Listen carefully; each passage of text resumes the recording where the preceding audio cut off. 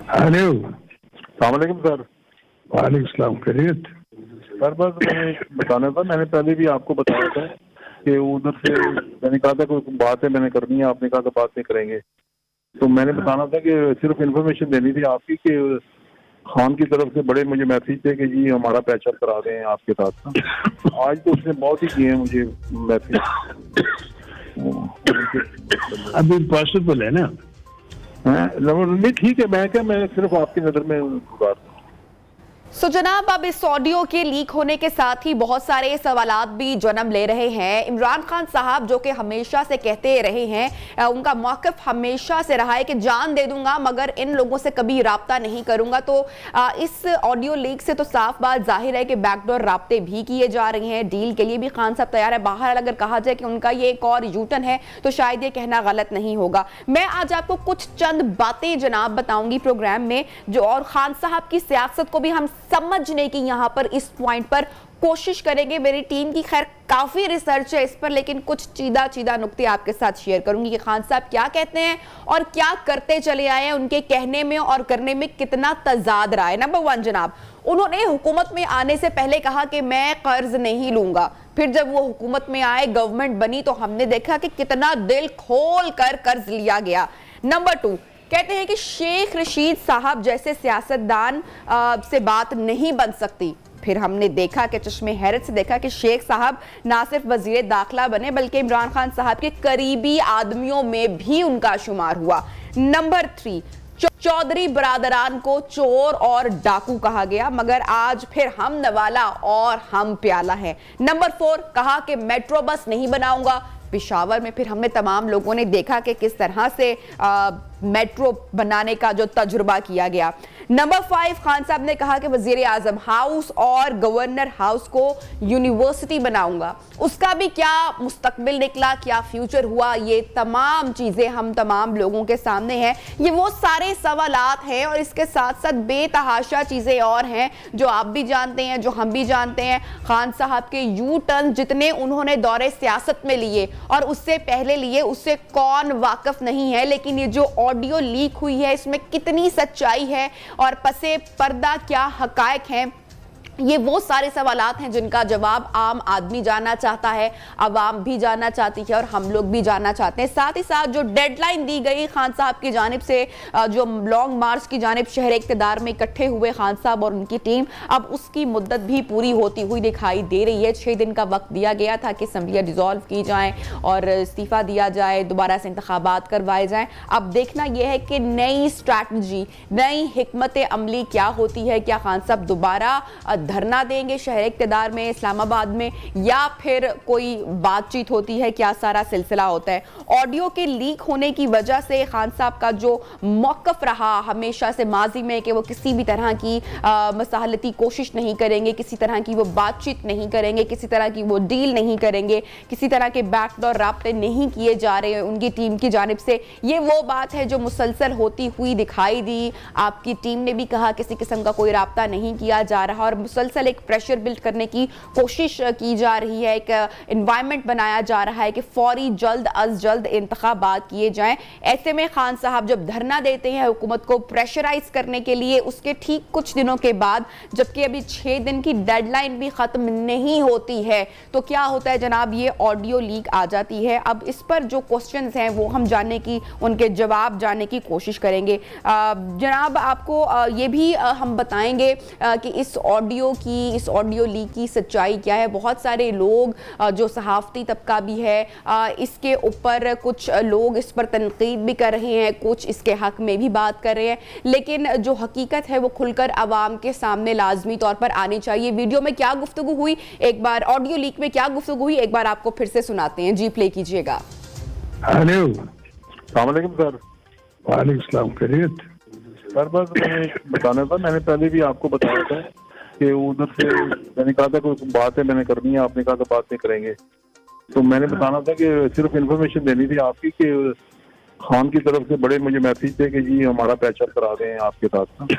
आज जनाब इस वक्त हमारे साथ मौजूद हैं सीनियर सहाफ़ी इफ्तिखार अहमद साहब। इफ्तिखार साहब, बहुत शुक्रिया, आपने वक्त निकाला प्रोग्राम के लिए।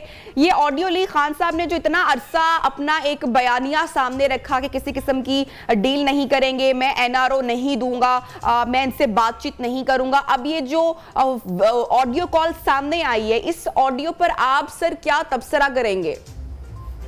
उन्होंने ये ऑडियो कॉल नवाज शरीफ, शहबाज शरीफ, हमजा शहबाज या मरीम को तो नहीं की ना। तो उन्होंने तो उनके बारे में कहा कि उनसे बात नहीं करेंगे। उन्होंने ये कब कहा कि आसिफ जरदारी से बात नहीं करेंगे? लेकिन इससे पहले इफ्तिखार साहब वो कहते रहे हैं ना कि आसिफ अली जरदारी मेरी बंदूक की नशिस्त पर है। तो ये नशिस्तें चेंज होती रहती हैं। अच्छा, इसमें कोई किसी किस्म की आप नहीं समझते किसी किस्म की कोई कबाहत है? बिल्कुल नॉर्मल है ये। पहली बात ये है कि पाकिस्तान की सियासत को हम सब लोगों ने मिलकर मजाक बना दिया जी। ऑडियो लीक हो रही हैं, धमकियां दी जा रही हैं, अजीब ड्रामे किए जा रहे हैं। इनका कोई तल्लुक पार्लिमानी जमहूरियत से नहीं। ठीक, पार्लिमानी जमहूरियत होती है पार्लियामेंट के अंदर, और वो होती है वोटों के जरिए, और वो होती है इलेक्शन के जरिए। हम सारा दिन ये बातें करते रहते हैं जिनका कोई मकसद नहीं, ना ये गरीब आवाम की बेहतरी के लिए हैं, ना ये गरीब आवाम को कुछ दे सकते हैं। गवर्नमेंट ने जब जाना होगा, आपके और मेरे कहने के बगैर चली जाएगी। इस मुल्क के अंदर जो ये खेल करते हैं वो लोग अब आपके सामने भी खुल के आ गए हैं और हर आदमी को जानता है। तो ये ऑडियो लीक होना या ना होना कोई मैंने नहीं लगता। अच्छा सर, आपने बोला कि मुल्क की सियासत को मजाक समझा हुआ है, बनाया, तो ये मजाक बनाने की वजह क्या है? क्यों बनाया जा रहा है, क्यों खेला जा रहा है?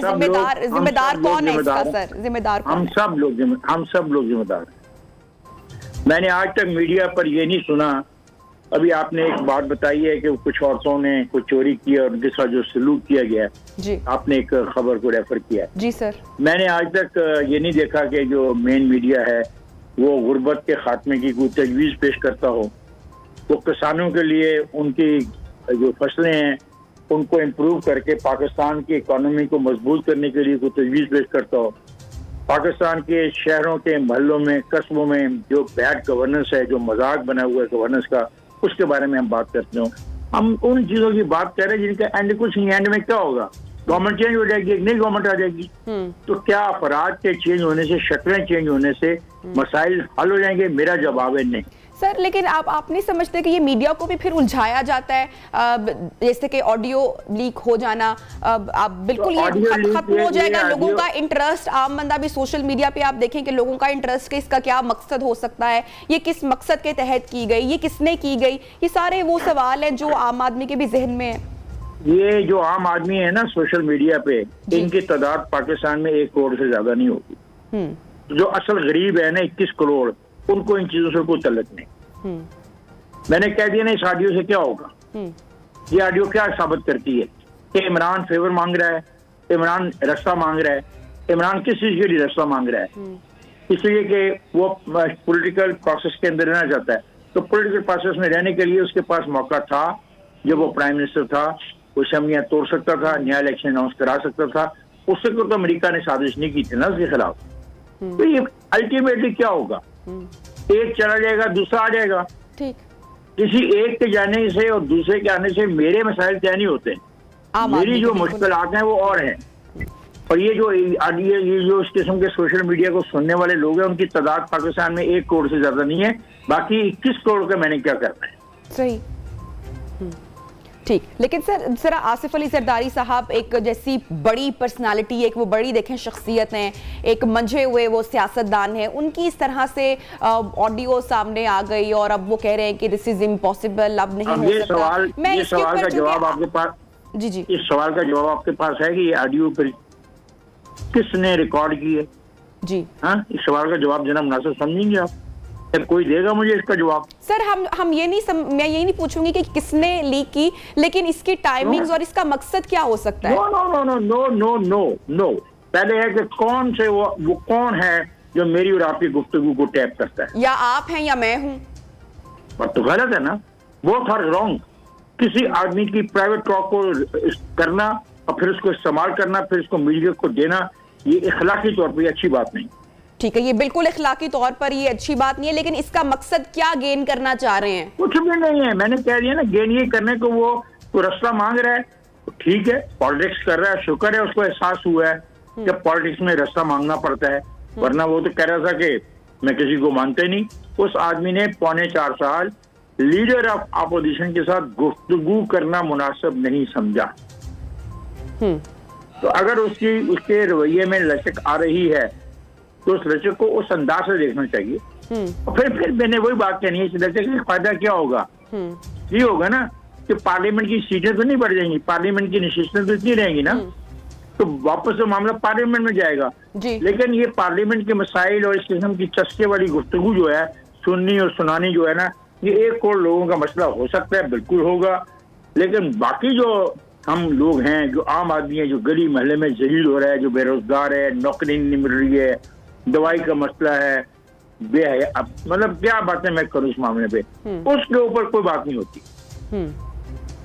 अच्छा सर, खान साहब की सियासत का रुख आप क्या देख रहे हैं? 6 दिन की उन्होंने जो मुद्दत दी हुई थी वो भी पूरी होती हुई दिखाई दे रही है। आप समझते हैं खान साहब दोबारा शहर इक़्तिदार की जानिब बढ़ेंगे, दोबारा से धरना देंगे या हुकूमत को प्रेशराइज करेंगे? खान साहब इस मुल्क के सियासी निजाम को तहो बाला करने की हर वक्त हर मुमकिन कोशिश करेंगे। अच्छा, आपको लगता है वो दोबारा इस्लामाबाद जाएंगे? वो दोबारा इस्लामाबाद जाएं या न जाएं, वो चले जाएं खारियां, वो चले जाए लाहौर, उनका मकसद ये है कि ये निज़ाम खत्म हो जाए। वो इस कॉन्स्टिट्यूशन को नहीं मानते, वो इस कॉन्स्टिट्यूशन का एहतराम नहीं करते, वो इस कॉन्स्टिट्यूशन के ताबे जो अदारे हैं उनका एहतराम नहीं करते। उनसे फायदा तो उठाना चाहते हैं लेकिन उनका एहतराम नहीं करते। इफ्तिखार साहब फायदा उठाना चाहते हैं, बात तो वो अवाम के हक की करते हैं, रियासत मदीना का जिक्र करते हैं और पीछे से कौन सी रियासत मदीना? देखें मोहतरमा, मेरा ख्याल है कि आपको इस किस्म के सवाल मुझ जैसे आदमी से नहीं करने चाहिए। तो अगर रियासत मदीना का जवाब मैंने आपको दे दिया तो मुनासिब नहीं होगा। जो रियासत मदीना होती है ना जी, वो कोई और चीज है। उसके लिए इंसान किस किस्म के होंगे, वो कौन होंगे, उनका कैरेक्टर क्या होगा, उनकी सोच क्या होगी, उनकी फिगर क्या होगी। बिल्कुल बिल्कुल। तो सर आपसे सवाल रखने की वजह भी है कि सर हम हमेशा से आपसे सीखते हैं, आपको सुनते हैं, आप गहरी नजर रखते हैं पूरे मामलात पर। जी जी जी जी, बात वही सुन लेना। मिसाल के मदीना की बात करने वाला कभी अमेरिका के प्रेसिडेंट की बात करने वाला, कभी उसके कान में कहा जाता है कि थोड़ा सा इस्लामी टच दे दो, तो वो फौरन एक हाथ से पकड़ के तस्वीर दूसरे हाथ में कर लेते हैं। खुदा के लिए हम दीन को ना इस्तेमाल करें अपने सियासी मकासद के लिए। आप सियासत करें, सियासत करना आपका हक है। क्या वो अपने 4.25 साल की कोई ऐसी कारकर्दगी बयान अब तक वो कर सका, मेलसी के जलसे से लेकर मुल्तान तक, जिसपे उसको फख्र हो? मां सवाए कि वो 4.25 साल अपने मुखालफिन को गालियां देता रहा, उनको जेलों का धमकी देता रहा, कभी किसी को कहता रहा मैं इसका गले से पकड़ लूंगा, कभी कहता रहा मुझे इतना अख्तियार दो, चाइना में लोगों को जितना गले काटने का अख्तियार है, कभी वो कहता रहा मुझे सऊदी अरब के हुक्मरान का अख्तियार दो। ये बातें वो करता रहा, उसकी तरफ तो वो आता ही नहीं है। और आप बात कर रहे हैं मिसाक मदीना की बात उस जमाने में हुई, उस जमाने में जब मिसाक मदीना हुआ, हम में से सब लोग उन लोगों की जूतियों की खाक के बराबर भी नहीं है। जी जी, ठीक ठीक। इफ्तिखार साहब थैंक यू सो मच, बहुत शुक्रिया आपका। और बिल्कुल आपने कहा, जो बड़ा क्लियर आपका वर्डिक्ट था, आपने बोला कि और यही बात है कि हमारे जो सियासतदान हैं वो बिल्कुल सियासत करें, लेकिन जो अवाम के जो सेंटिमेंट्स हैं या जो ये एक सियासी गंदा खेल खेला जाता है अवाम के सेंटिमेंट्स को इन्वॉल्व करके, उससे हमारे सारे सियासतदानों को आई थिंक एक केयरफुल रहना चाहिए।